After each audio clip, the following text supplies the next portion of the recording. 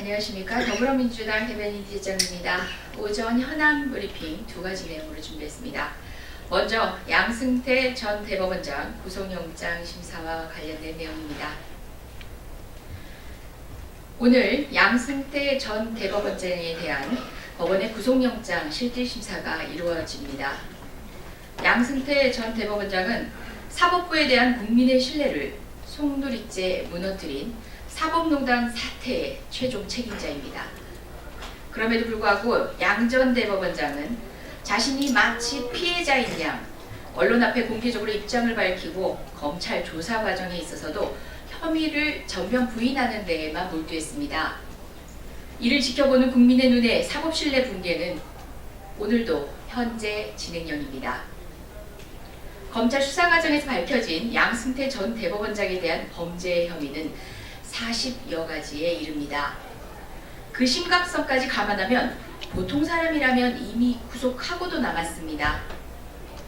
그동안 법원은 사법농단 수사와 관련한 검찰의 영장 청구를 반복적으로 기각해 제19 감싸기라는 논란에 휩싸였습니다.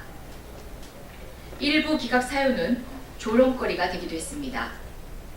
사법부의 신뢰를 무너뜨리는 일은 양승태 전 대법원장 몫으로는 이미 차고 넘칩니다. 법원이 해야 할 일은 무너진 신뢰를 회복하는 일입니다.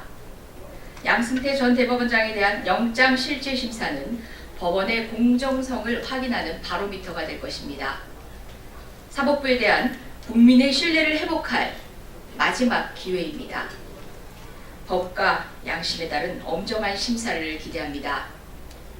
더불어민주당은 국민과 함께 사법농단의 몸통인 양 전 대법원장에 대한 법원의 판단을 엄중히 지켜볼 것입니다.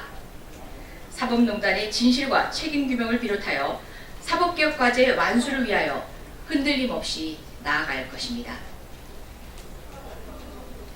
다음은 청산할 역사들의 후한무치한 귀환에 대해서 이야기하려고 합니다. 김석기, 김용판 기자회견 관련해서 이야기를 하려고 하는데요. 김용판 씨는 지금 본 의원을 고소까지 운운을 하고 있는데요. 개별적인 이야기를 할 마당은 아닙니다만은 그들의 기자회견에 대해서는 분노할 가치도 없는, 실소를 금할 수 없는 상황이 아닌가. 본인들만 인식하고 있지 못한 국민의 분노가 느껴지지 않는지 모르겠습니다. 지난 이명박 박근혜 보수정권 당시 국민들로부터 지탄받은 전직 고위공직자들이 느닷없이 언론 앞에 억울함을 호소하고 나섰습니다.